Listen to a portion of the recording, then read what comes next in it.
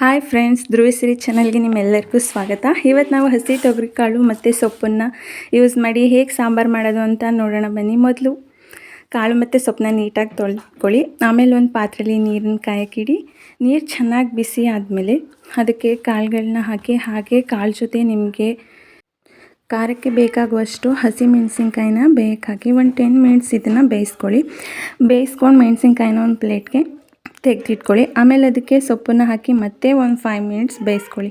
ಸೊಪ್ಪನ್ನು ಮುಂಚೆನೇ ಕಾಳು ಜೊತೆ ಹಾಕಿಬಿಟ್ರೆ ತುಂಬ ಸಾಫ್ಟ್ ಆಗಿಬಿಡುತ್ತೆ. ಅದಕ್ಕೆ ಕಾಳು ಸ್ವಲ್ಪ ಬೆಂದಮೇಲೆ ಸೊಪ್ಪನ್ನು ಹಾಕೋಬೇಕು. ಆಮೇಲೆ ಬೆಂದಿರುವಂಥ ಕಾಳು ಮತ್ತು ಸೊಪ್ಪನ್ನು ಒಂದು ಪ್ಲೇಟ್ಗೆ ಸ್ವಲ್ಪ ತೆಗೆದಿಟ್ಕೊಂಡು ಅದಕ್ಕೆ ರುಚಿಗೆ ಎಷ್ಟು ಬೇಕೋ ಅಷ್ಟು ಉಪ್ಪನ್ನು ಹಾಕಿ, ಆಮೇಲೆ ಒಂದು ಜಾರ್ ತೊಗೊಳ್ಳಿ. ಅದಕ್ಕೆ ಬೇಯಿಸಿರೋ ಸೊಪ್ಪು, ಕಾಳು, ಮೆಣಸಿನ್ಕಾಯಿ, ಹಾಗೆ ಸ್ವಲ್ಪ ಜೀರಿಗೆ, ಮೆಣಸು, ಹುಣಸೆಹಣ್ಣು, ಬೆಳ್ಳುಳ್ಳಿ, ಹಾಗೆ ಸ್ವಲ್ಪ ಕೊತ್ತಂಬರಿ ಸೊಪ್ಪನ್ನು ಇಷ್ಟನ್ನು ಆ್ಯಡ್ ಮಾಡಿಕೊಂಡು ಹಾಗೆ ಚೆನ್ನಾಗಿ ಸಾಫ್ಟ್ ಆಗೋವರೆಗೂ ಗ್ರೈಂಡ್ ಮಾಡ್ಕೊಳ್ಳಿ.